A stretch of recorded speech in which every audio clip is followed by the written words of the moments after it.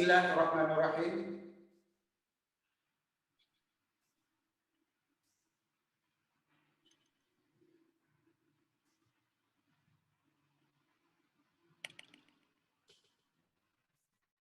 Assalamualaikum warahmatullahi wabarakatuh. Selamat pagi, selamat siang buat kita semua. Puji dan syukur kepada Allah Subhanahu wa taala. Pada pagi hari ini kita semua dalam keadaan sehat walafiat. Di saat beberapa saudara-saudara kita terkena penyakit COVID, alhamdulillah kita semuanya dalam keadaan sehat, bisa menghadiri satu pertemuan ilmiah yang cukup luar biasa yang digagas oleh rekan-rekan kita dari Jawa Timur yang dimotori oleh Prof. Sandu. Selamat Prof. Sandu yang telah menghadirkan beberapa pembicara pada kesempatan ini.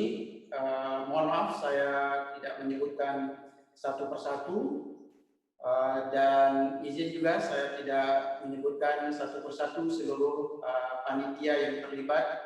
Ibu Dekan dari UNAIR izin berikan waktu 20 menit ini saya ingin menggunakan beberapa hal yang barangkali bisa memotivasi, memberikan inspirasi buat kita semua, baik kita sebagai pengelola program studi ilmu kesehatan masyarakat maupun tenaga Kesmas maupun pemerhati Kesmas ataupun praktisi Kesmas. Mudah-mudahan paparan ini bermanfaat buat kita semua, buat kemajuan Kesmas Indonesia. Luar biasa, kegiatan ini disiarkan langsung. Biasanya narasumber kalau disiarkan langsung agak sedikit grogi. Mudah-mudahan saya bisa tetap menjaga menyampaikan bisa dengan tenang sehingga semua slide bisa saya sampaikan dengan baik. Baik, sekali lagi hormat buat semua narasumber kita. Yang pertama tadi Ibu Kadis dan Pak Dr. Atolillah dan beberapa narasumber lain yang saya tidak sebutkan satu persatu. Barangkali tadi sudah disampaikan sedikit CV saya. Sekarang ini saya masih aktif di Universitas Muhammadiyah Aceh dan juga aktif dalam kegiatan IAKMI, masih sebagai ketua IAKMI Provinsi Aceh dan wakil ketua IAKMI PP, dan di dalam AIPT KMI sebagai Dewan Penasehat AIPT KMI. Barangkali pada hari ini Prof. Sandu meminta saya lebih dari perspektif perwakilan dari AIPT KMI sebagaimana kita lihat pada brosur yang diedarkan kepada rekan-rekan sekalian. Dari pembicaraan melalui telepon, melalui WA, panitia mengharapkan kepada saya bisa menceritakan sedikit bagaimana implikasi COVID, bagaimana implikasi revolusi industri 4.0 buat masa depan pendidikan dan kesehatan masyarakat, dan ini berimplikasi buat masa depan tenaga kesehatan masyarakat Indonesia dan praktisi kesehatan masyarakat. Nah, saya ingin menggarisbawahi slide yang pertama ini, materinya COVID-19, apa lesson learned yang perlu kita pelajari buat pendidikan kesehatan masyarakat Indonesia ke depan. Izinkan saya memulai slide introduction dengan menyampaikan kembali apa yang telah disampaikan oleh narasumber kita sebelumnya, situasi COVID-19 di Indonesia. Kalau kita melihat grafik ini, ada secercah harapan bahwa COVID Indonesia sudah mulai sedikit slow. Nah, ini grafik kita harapkan situasi di lapangan juga demikian. Mengingat kita bisa melihat bersama semangat kita untuk melakukan tes, masyarakat melakukan tes sedikit menurun dibandingkan dengan semangat pada periode-periode sebelumnya, pada bulan-bulan sebelumnya. Apakah ini berdampak kepada grafik ini atau memang di masyarakat betul proses penularan COVID di masyarakat sudah mulai menurun. Namun kalau kita lihat tren global cukup mengkhawatirkan. Jangan-jangan ini penurunan semu yang bila kita lengah, bila kita sedikit mengurangi upaya-upaya yang telah kita hasilkan selama ini berdampak pada peningkatan COVID kembali atau apa yang kita sebutkan dengan gelombang kedua. Dan kita tahu banyak negara telah mengalami yang namanya gelombang kedua. Harapan kita doakan bersama, kontribusi kita buat bagaimana mengurangi penularan di masyarakat, terutama bagaimana perilaku kita sendiri yang kita harapkan bisa menjadi contoh buat masyarakat. Topik yang diambil pada seminar hari ini cukup luar biasa, COVID dan mental health. Saya sengaja mencari tren riset yang berkaitan dengan mental health. Kalau kita lihat searching keyword yang saya pakai, mental health pakai MES dan COVID-19 pakai MES. Dalam hal ini kita bisa mendapatkan artikel yang meneliti tentang mental health, hampir 1.600 artikel yang dipublish di jurnal-jurnal yang bereputasi. Ini menunjukkan di sisi lain bahwa persoalan mental health adalah serius sebagai salah satu konsekuensi dari COVID selain konsekuensi sosial dan ekonomi lain. Terus barangkali ini juga yang menginspirasi dari panitia menyelenggarakan seminar hari ini mengambil topik tentang mental health. Di samping konsekuensi sosial ekonomi termasuk mental health, kita bisa mengetahui, merasakan COVID telah mendisrupsi berbagai aspek kehidupan kita. Dalam hal ini juga berdampak kepada proses pendidikan kesehatan masyarakat dan proses pengembangan profesi kita. Ketika kita sebutkan disrupsi, apa yang kita maksudkan ketika kita menyebutkan kata disruptif atau disrupsi, kita terjemahkan? Nah, izinkan saya mengelaborasi sedikit supaya kita memahami dengan jelas apa konsekuensi COVID terhadap disrupsi, apa konsekuensi revolusi industri yang berdampak kepada semua aspek pendidikan, kesehatan masyarakat, dan pengembangan profesi. Izinkan saya sedikit slow di slide ini. Kita di sini saya ingin menjelaskan ada satu hal yang membuat kita lebih mudah memahami apa itu disrupsi. Di sini ada dua garis tren. Yang pertama adalah garis merah yang kita tahu teknologi, ilmu pengetahuan berkembang sangat eksponensial. Sama halnya ketika kita melihat pada awal-awalnya perkembangan COVID, berkembang trennya sangat eksponensial, yang membuat banyak sekali prediksi-prediksi ahli, hampir semua meleset. Nah, ini contoh satu garis eksponensial yang bisa kita lihat. Kita menyadari lingkungan sekarang ini, teknologi, ilmu pengetahuan terus berkembang secara eksponensial. Itu realita. Namun di sisi lain, realita kita kita cenderung berkembang secara linear.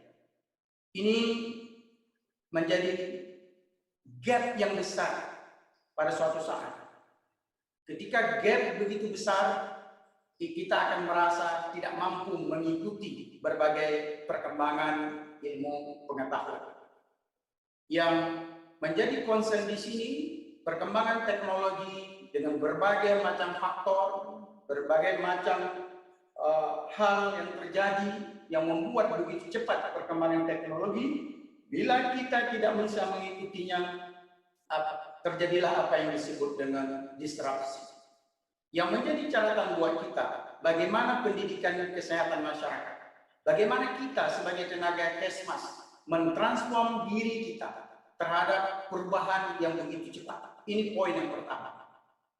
Bila kita tidak siap, bila kita tidak merasa bahwa di sekitar kita, lingkungan kita berubah begitu cepat, sementara kita masih standar seperti kehidupan hari-hari sebelumnya, dan jangan mengherankan apabila suatu saat kita akan terasa disebut apa yang zaman dulu disebutkan gaptek, dan ini akan menjadi menerpa pendidikan kesehatan masyarakat, akan menerpa semua kita sebagai tenaga-tenaga kesehatan masyarakat. Ini menjadi challenge besar.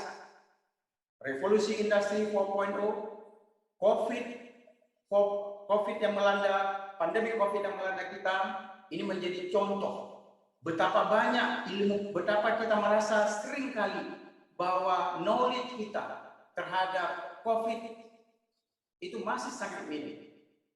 Dan kita juga menyadari betapa sering kebijakan-kebijakan berubah dengan munculnya pengetahuan atau riset-riset terbaru yang menghapuskan kebijakan-kebijakan yang lama. Artinya, dulu kita menganggap yang kita buat itu adalah tepat. Namun evidence baru menunjukkan bahwa itu tidak sepenuhnya tepat. Sehingga kita perlu setiap saat, dan seringkali kita merasakan di era pandemi ini, kebijakan berubah. Perubahan itu menyesuaikan dengan temuan-temuan teknologi yang baru, evidence yang baru. Ini menjadi sangat penting buat kita untuk terus mentransform diri kita dengan new knowledge, new evidence, new technology, agar kita bisa survive hidup di masa yang akan datang. Tentu secara singkat, banyak faktor yang mendorong perubahan revolusi industri. Yang paling kita rasakan sendiri adalah Internet of Things. Kita menyadari hampir semua aspek kehidupan kita tidak bisa kita lepaskan diri dari kehidupan dari internet. Kehidupan kita dari bangun tidur sampai tidur kembali tidak bisa lepas dari kehidupan Internet of Things. Barangkali banyak peserta yang hadir dalam seminar ini, berbagai macam teknologi wearable device telah dimiliki, menjadi bagian hidup, menjadi tren gaya kehidupan sehari-hari. Semuanya, jangan-jangan ada peserta yang hadir hari ini, sepatu pun terkonek dengan internet. Kalau jam tangan kita sudah sering, HP sudah sering, ini hampir semua device sekarang terconnecting dengan internet. Ini sekali lagi menjadi salah satu faktor pemicu terjadi revolusi industri 4.0. Hal lain barangkali kita memahami adalah teknologi atau yang kita sebutkan machine learning. Jangankan kita, mesin sekarang juga belajar. Jadi jangan kita kalah dengan mesin yang belajar, sementara kita terus stuck pada posisi pengetahuan yang kita peroleh 5-10 tahun yang lalu. Nah, ini menjadi satu pertanyaan buat kita. Apakah kita telah siap terhadap disrupsi yang akan terjadi? Disrupsi yang terjadi sekarang baru di tahap permulaan. Akan terjadi letusan-letusan, disrupsi yang mengejutkan kita semua di masa barangkali kurang dari 5 tahun ke depan. COVID telah menjadi hal yang membuat kita dipaksa untuk berubah, termasuk public health education. Kita harus memikirkan, dan beberapa orang sudah mencoba berpikir, mencoba merumuskan strategi bagaimana pendidikan kesehatan masyarakat post COVID-19.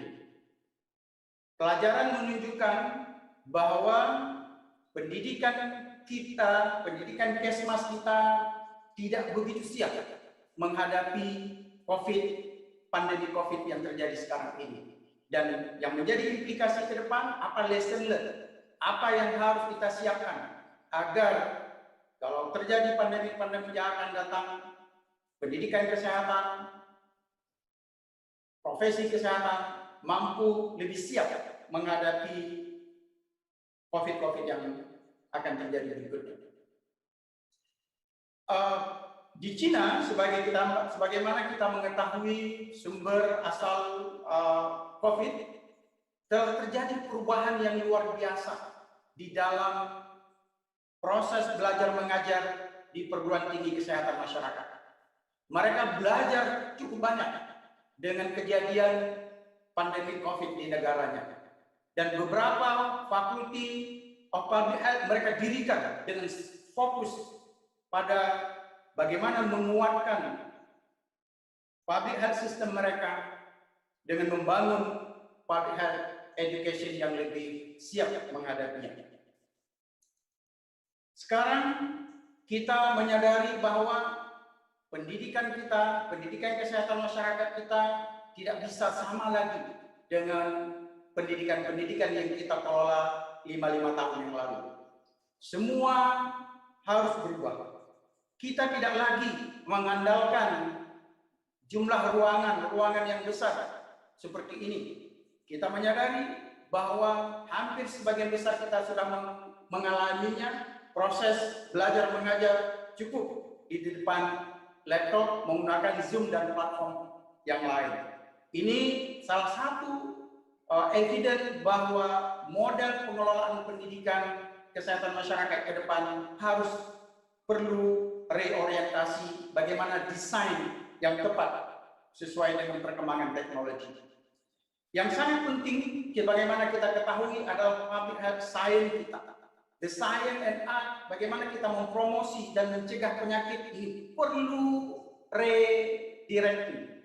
Perlu kita arahkan kepada promoting health and preventing disease berbasis digital teknologi.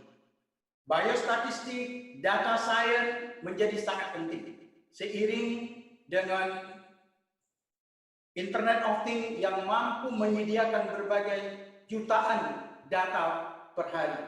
Epidemiologi juga demikian. Lingkungan kita juga menyadari seperti demikian. Social and behavior science juga challenge yang cukup berat. Ketika gaya hidup, pola masyarakat kita berubah, dipengaruhi oleh digital teknologi, akan berdampak kepada jenis-jenis penyakit, perilaku-perilaku yang berdampak kepada jenis-jenis penyakit yang baru. Dan ini memerlukan kebijakan khusus, manajemen khusus, health system yang mampu beradaptasi dengan perubahan teknologi. Begitu juga perubahan pola perilaku kita berdampak kepada public health, nutrition, konsumsi, pola konsumsi kita, go food dan sebagainya. Ini sekali lagi menjadi catatan buat kita sebagai pengelola pendidikan ataupun buat tenaga kesehatan masyarakat. Core kompetensi, 7 core kompetensi kesehatan masyarakat ini perlu reformat kembali menyesuaikan perkembangan teknologi. Saya menyadari hampir sebagian besar kita belum sepenuhnya menyesuaikan diri. Dan ini tidak boleh berlama-lama lagi, harus segera kita duduk, harus segera tenaga-tenaga kesehatan masyarakat siap menghadapi, menyesuaikan diri dengan perubahan revolusi industri 4.0. Saya menggarisbawahi ada 4 hal yang sangat penting kita lakukan. Yang pertama, kita harus mentransforming kompetensi dan training yang kita lakukan untuk mengupgrade semua praktisi kesehatan masyarakat, tenaga kesehatan masyarakat menyesuaikan dengan perkembangan revolusi industri. Terutama yang sangat penting adalah upgrading skill, kemampuan kita melakukan assessment, kemampuan kita melakukan analisis, memanfaatkan berbagai data yang ada sekarang ini. Scaling up public health technology platform intervention ini menjadi bagian penting dalam upaya-upaya kita menggerakkan masyarakat untuk berperilaku hidup dan sehat. Tentu kita sendiri sebagai public health practitioner juga harus mampu menjadi digital public health pro. Dua slide yang lain, kita harus siap dengan apa yang disebutkan 21st century skill of public health. 21st century of public health skill ini cukup beragam, namun beberapa hal yang ingin saya sampaikan. Yang pertama adalah kemampuan menggunakan, memanfaatkan berbagai sumber-sumber data.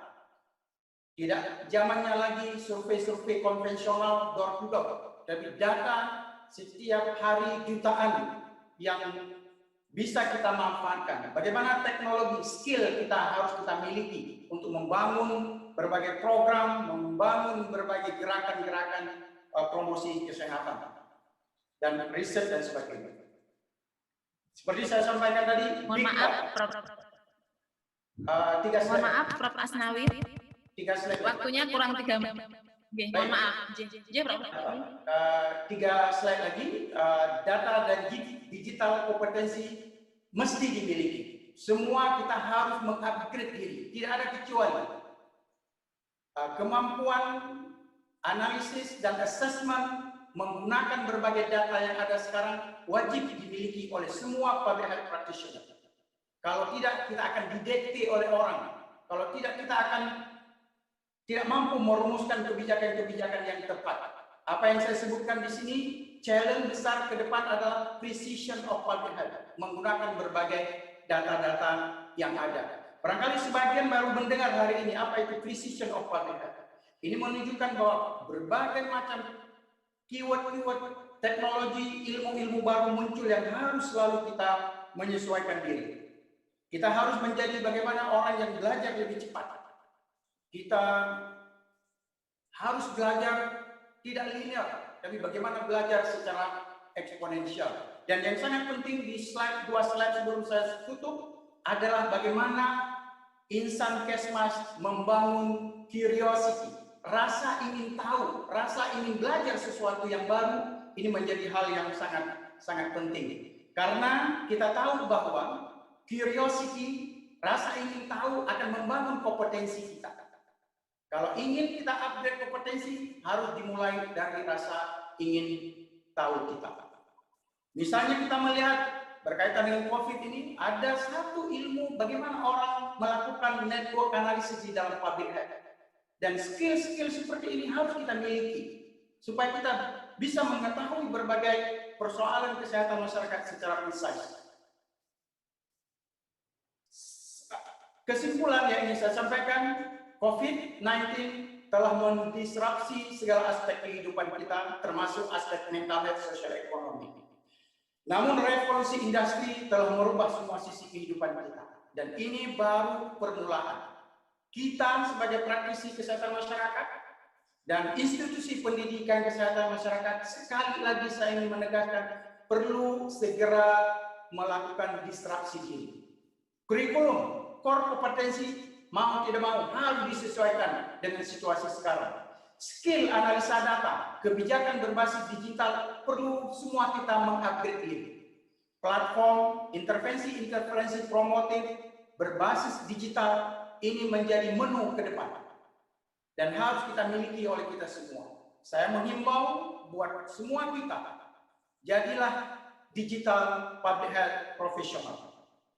Jadilah profesional yang belajar cepat dan curious, rasa ingin tahu terhadap hal-hal yang terjadi di sekitar kita, dan skill-skill untuk hidup di abad ke-21 harus kita miliki. Terima kasih atas perhatiannya, mudah-mudahan ada manfaat.